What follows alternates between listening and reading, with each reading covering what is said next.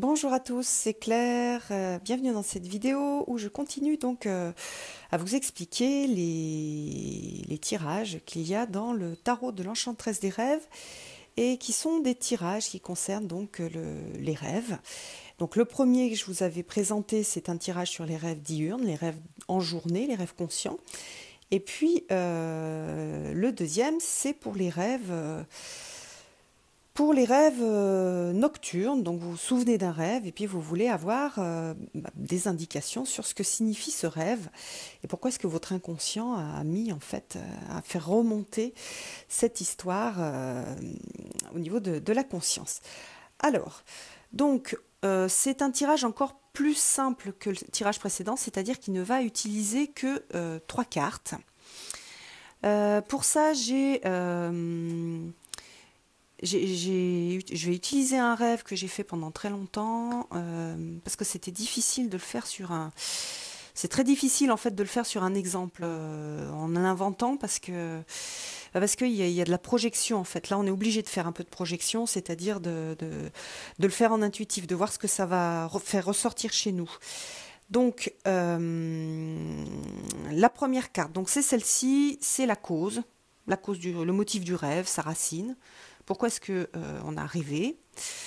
Le deuxième, c'est sa signification. Qu'est-ce que le rêve essaye de communiquer? Et puis le troisième, c'est l'action. C'est l'action, c'est un conseil qu'on peut entreprendre pour transformer ce que le rêve nous a enseigné. Alors, moi, le rêve que j'ai fait pendant très très longtemps, mais j'étais dans une forêt et il y avait des sortes de policiers ou des SS qui me couraient après avec des chiens. Et donc, j'essayais de leur échapper et je courais. Et à la fin, je tombe en fait dans un fossé. Et les chiens arrivent sur moi. Voilà, c'est les chiens de militaires. Là, voilà, donc c'était super effrayant. Et c'est un rêve que j'ai fait très très longtemps. Bon, je vais donner une signification assez simple et je ne vais pas rentrer non plus dans les détails de ma vie personnelle.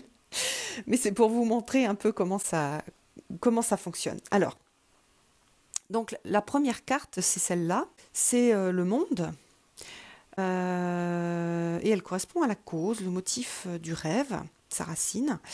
Donc là, vous voyez, normalement, c'est une carte assez positive. Donc c'est intéressant d'aller réfléchir à qu'est-ce qu'elle transmet au niveau des messages de dur ou du manque, en fait. Hein, quand vous avez une interprétation de quelque chose de négatif et que vous avez une carte positive, souvent ça indique le manque de. Donc là, il y a quelque chose de la réalisation personnelle, il y a quelque chose de trouver sa place dans le monde. Et c'est vrai qu'à cette époque-là, j'avais beaucoup de mal à trouver ma place dans le monde. C'était compliqué pour moi et je me sentais un peu étrangère au monde et avec ce sentiment que le monde me rejetait, entre guillemets. Donc voilà, on a un peu ça dans cette carte-là. Après, donc la deuxième carte, c'est qu'est-ce que le rêve essaye de communiquer? Bon, bah là, on a la tour. C'est des peurs de destruction de structures, destruction de structures mentales, le fait qu'il fallait que je détruise qui j'étais pour pouvoir être acceptée dans le monde. Et je fuyais ça en fait. Hein. On a ça. Puis on voit qu'il y a quelque chose de très violent. C'est des périodes aussi de changement qui ont été difficiles. Et pendant toutes ces périodes, j'ai rêvé à ça. C'est-à-dire que en fait, j'ai détruit une partie de ce que j'étais pour me conformer un peu plus à ce que la société, ce que je pensais que la société attendait de moi. Il faut toujours faire la différence. Donc voilà, ça correspond à la tour. Et puis après, qu'est-ce que j'aurais pu faire à l'époque, hein, le conseil, l'action que j'aurais pu entreprendre pour transformer ce que le rêve m'a enseigné. Parce que qu'est-ce que le rêve m'a dit? J'arrive pas à trouver ma place. J'ai l'impression qu'on est en train de détruire toutes mes bases, tout ce que je suis.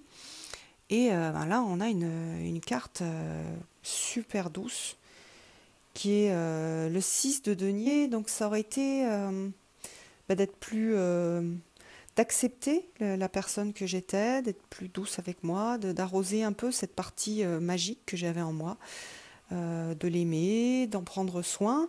Voilà, et puis